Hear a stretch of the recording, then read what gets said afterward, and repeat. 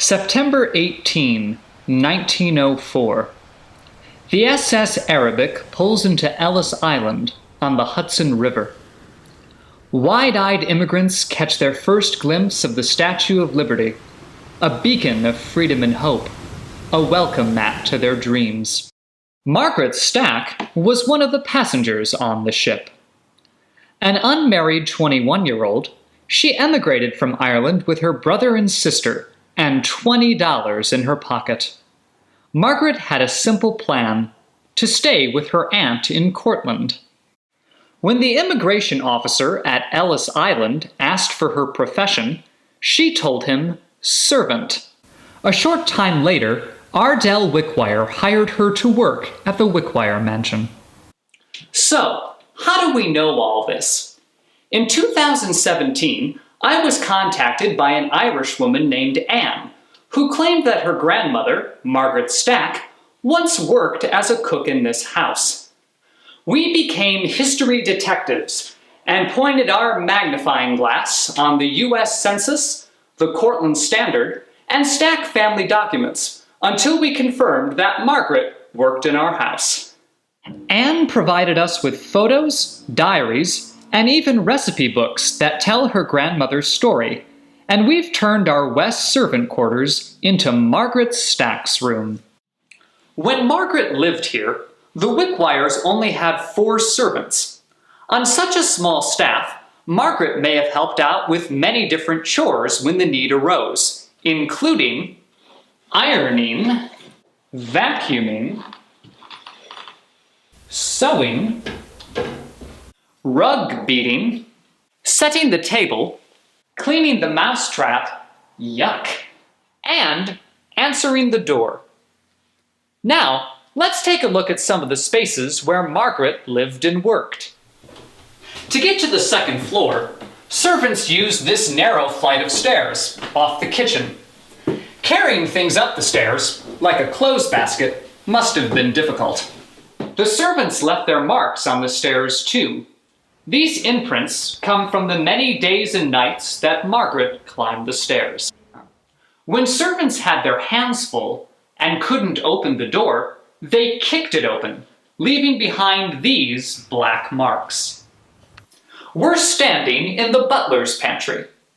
This is where Margaret would have made all the final preparations for the meal, like pouring the wine and making sure the food was properly seasoned.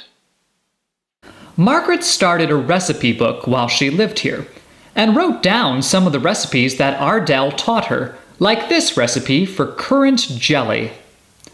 Margaret labeled the recipe as Mrs. Wicks in the top right-hand corner, an abbreviation for Wickwire. After she served the meal, Margaret stood behind this window, which looked out onto the dining room. So, why did the Wickwires build a window in the middle of the room? The servants looked through the window to see if anyone needed more food or wine. Margaret could only approach the table when she was needed. Margaret Stack stayed with the Wickwires for 7 years, a lot longer than the average servant, so Ardell probably treated her well. But did a servant feel like part of the family? The writings of some women from this era suggest otherwise. I felt my isolation, alone in a big house full of people. Although they were kindly and friendly, I could not feel one, for I was not one of them. I am in the household, but not of it. Ladies wonder how girls complain of loneliness in a house full of people. But oh, it's the worst kind of loneliness. Their share is but the work of the house. They do not share in its pleasures or delights. Margaret was part of a vibrant Irish community who came to Cortland in droves in the late 19th century to escape poverty and famine in the homeland. Though she only had a few afternoons off per week, Margaret had an exciting social life.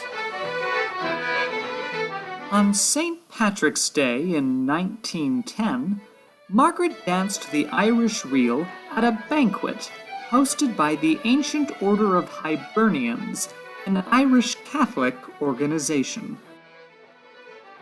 Dear Mother, what a glorious party! I can't remember anyone honoring St. Patrick with such energy since I left County Limerick. Everyone laughed and clapped their hands, and each time my foot struck the wooden floor, I felt such a freedom from my cooking and cleaning. What a cure dancing is for domestic drudgery. Later that year, Chester and Ardell gave Margaret the whole summer off. Margaret sailed to Ireland with her fiancé, a fellow Irish immigrant named John Lane. They got married and spent the whole summer sailing the British Isles. A few months after Margaret returned, Chester Wickwire died of a stroke in this bed. Margaret helped a grieving Ardell manage her affairs, and she stayed on as a servant until 1911. Then, Margaret returned to Ireland with her husband. We couldn't have told Margaret's story without her granddaughter's help. Members of the public play a vital role in making a museum. You don't need fancy degrees or shelves full of books to make a difference. All you need is a love of storytelling. We've placed these forget-me-nots, a 19th century symbol of hope, in memory of Margaret. Margaret Stack died in 1959. Her story's still alive.